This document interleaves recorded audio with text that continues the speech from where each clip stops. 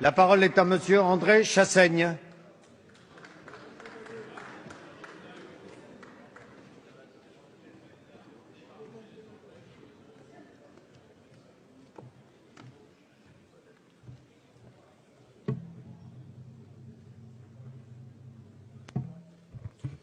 Monsieur le Président, mes chers collègues, Messieurs les ministres, c'est avec émotion que je m'associe au nom de mon groupe à l'hommage unanime rendu aux soldats morts en Centrafrique. À peine un an après l'engagement de la France au Mali, notre pays se lance dans une nouvelle opération sur le continent africain. Après l'opération Serval qui devait s'achever en juillet dernier, le président de la République vient de déclencher l'opération Sangaris, qui se traduit par le déploiement de 1600 soldats français. Il s'agit de la 50e intervention française en Afrique subsaharienne depuis les indépendances d'il y a 50 ans. Cette intervention en Centrafrique s'inscrit dans une longue lignée d'opérations menées par les troupes françaises dans cette colonie, indépendante officiellement depuis 1960, en proie à la pauvreté, à l'instabilité et au conflit. Autant d'interventions qui n'ont jamais permis de répondre aux maux qui gangrènent la Centrafrique. La Centrafrique, si elle n'est pas dénuée de ressources naturelles, est classée parmi les États les plus pauvres de la planète, occupant la 160e place sur 177 selon le classement de l'indicateur de développement humain du Programme des Nations Unies pour le développement. La France y est le premier investisseur. Il est impossible, dès lors, de prendre part à ce débat sur l'engagement des troupes françaises en Centrafrique sans ouvrir le dossier de la France-Afrique. Tous les 10 ans ou presque, un président de la République centrafricaine chasse l'autre par un coup d'État, derrière lequel la France n'est jamais très loin. Le peuple centrafricain a ainsi vu défiler des personnages insensibles à son sort, aussi corrompus qu'irresponsables. Les uns après les autres, les dictateurs ont été choisis et maintenus au gré de nos intérêts, entre guillemets, mais aussi pour protéger des bases militaires françaises dans ce pays considéré comme un porte-avions au centre de l'Afrique, utilisé lors de nombreuses interventions militaires dans la région. La France n'est pas étrangère à la situation chaotique que connaît ce pays. Elle porte une responsabilité historique dans la tragédie centrafricaine. Elle n'est donc pas la plus qualifiée pour intervenir.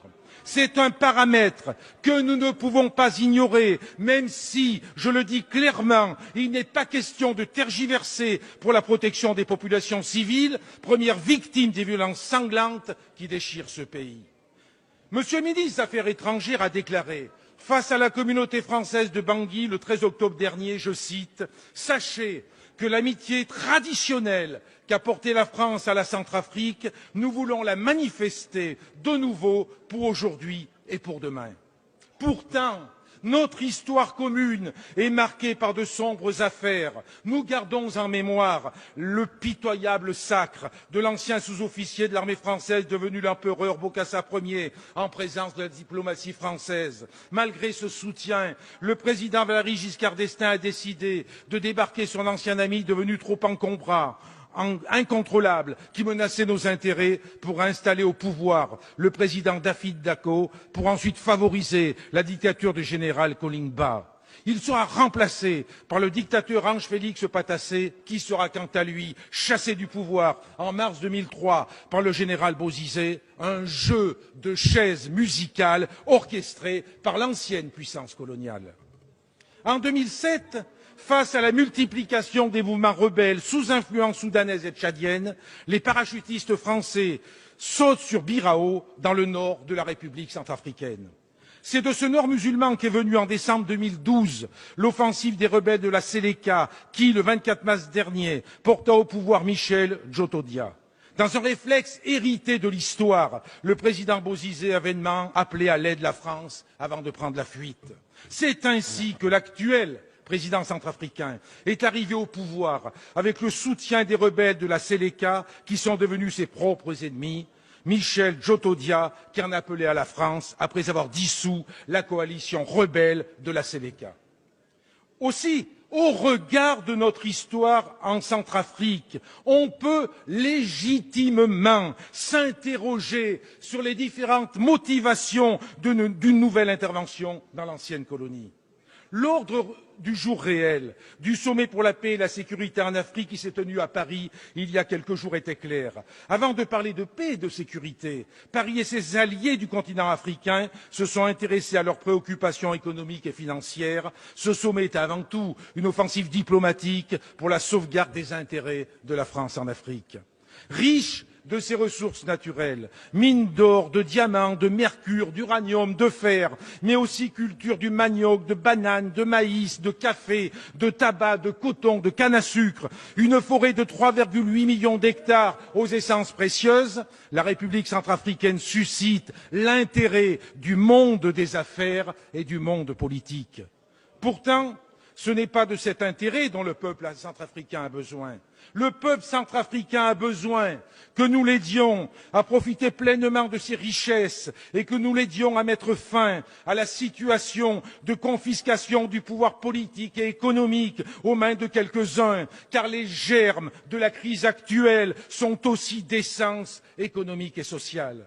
Le peuple centrafricain a besoin du soutien de la communauté internationale pour que cessent les massacres qui se multiplient alors que les affrontements entre les milices Séléka et anti-Balaka terrorisent la population civile. La terreur et la misère ont déjà poussé un demi-million de réfugiés dans des camps de fortune. Aussi, je le redis, il n'est pas question de tergiverser pour la protection des populations civiles.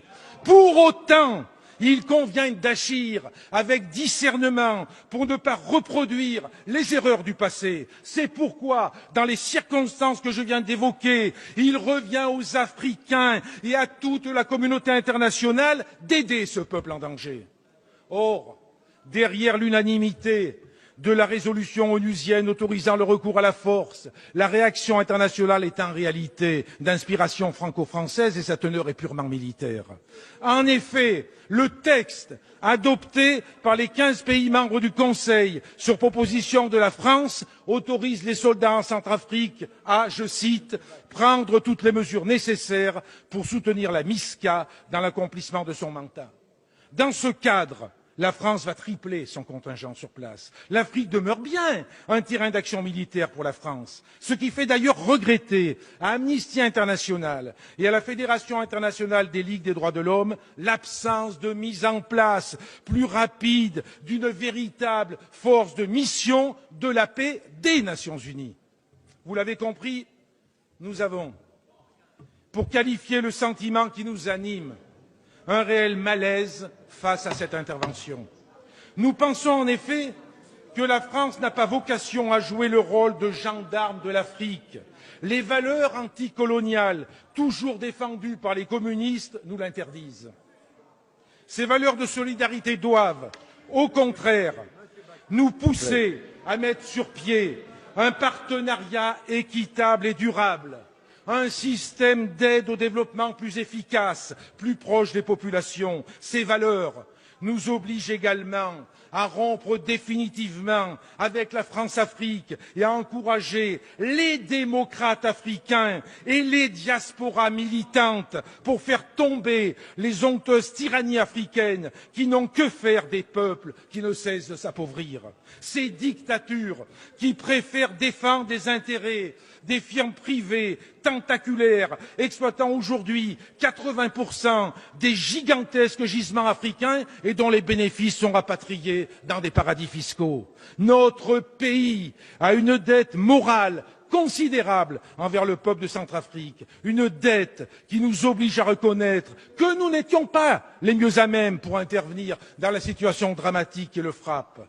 Oui, nous sommes favorables au recours à une force d'interposition sous l'égide de l'ONU, mais une force qui soit multilatérale. Cela suppose que la France ne soit pas la seule à être impliquée sur le terrain aux côtés de la MISCA. C'est la communauté internationale dans son ensemble qui doit être mobilisée. Cette force doit avoir pour mission de créer les conditions d'un cessez-le-feu, d'un secours organisé aux populations en détresse et d'ouvrir la voie fois à l'état de droit. Elle ne pourra que si elle ne peut être soupçonnée d'agir au nom d'intérêts à préserver dans une ancienne colonie.